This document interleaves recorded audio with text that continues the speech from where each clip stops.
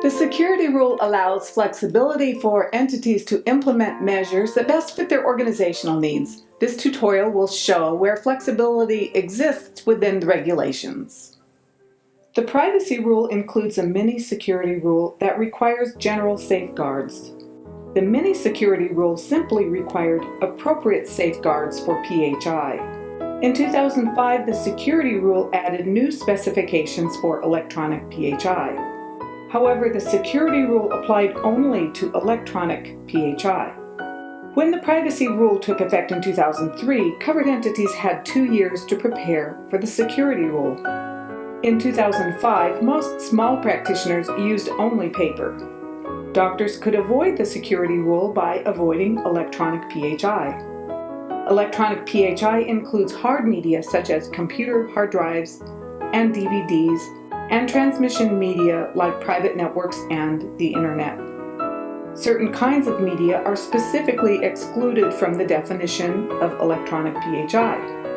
Paper documents are presumed to be not electronic. Fax transmissions are not electronic. PHI that's not in electronic form before it's sent is not electronic. Telephone calls and faxes are not electronic. In 2010, the HITECH Act added breach notification rules to the code. Breach notification applies to paper and electronic PHI. HITECH also extended the security rule to business associates. Covered entities and BAs must comply with security rule specifications. Implementation specifications may be required or addressable. For each addressable spec, the entity must assess whether it's reasonable and appropriate for their business. If the answer is no, the entity must consider alternative measures and document reasons why the addressable spec was not implemented. Flexibility of approach applies to all of the security safeguard standards. Entities may choose measures that are reasonable and appropriate for their activities.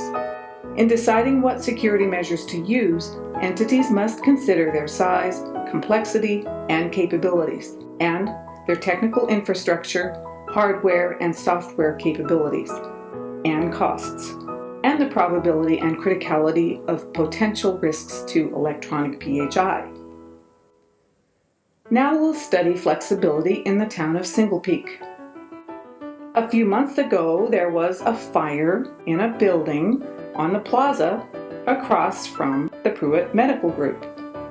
The building was repaired and the owners put an outdoor antenna on the pole outside. They wanted everyone in the park to have wireless access, whether they wanted it or not. The Pruitt Medical Group also got an unsecured hotspot. In all of her days practicing medicine, Priscilla never imagined that patients would bring computers to her office. Hudson, I'm worried about security. One of my patients was talking about cyber criminals. What does HIPAA say about public Wi-Fi? HIPAA allows flexibility in designing security safeguards. What does that mean? Let's ask Computer Guy. Hudson then called their IT consultant. His store was only a short distance from the Pruitt's office. Guy agreed to come over to help the doctors understand the situation. Hey, Dr. Hudson, so you're worried about the new wireless hotspot? Yes, let's talk in the conference room. An unsecured hotspot is a good reason for concern. Do you suppose we could shield the windows? The security rule requires reasonable measures. Shielding the building would be unreasonably expensive. The flexibility rule says we must consider our size, complexity, and capabilities. Given our small size, would Ethernet make sense? Meaning hardwire everything. Ethernet would be secure. It's not complex.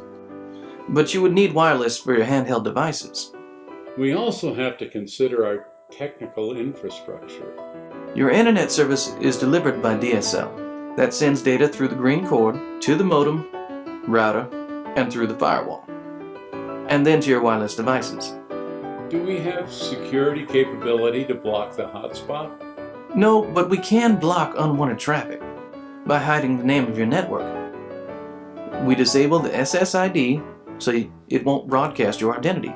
And even if a hacker could find your network, they'd have to enter the proper credentials in order to log in. The hotspot in the plaza is risky because anyone can join. You can see there's no lock symbol on the plaza free Wi-Fi.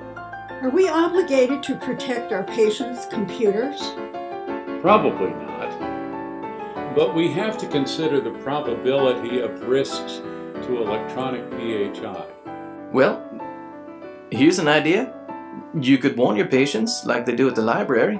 Posted warnings would be a low-cost solution. Better yet, we could install a secured network for guests. That's a great idea. But how much would it cost? I can get you an estimate by tomorrow. Flexibility is an important part of the security rule. However, organizations must analyze their environment and risks before they engage in a cost analysis. Thanks for watching. We have more tutorials coming. Thank you in advance for your comments and suggestions.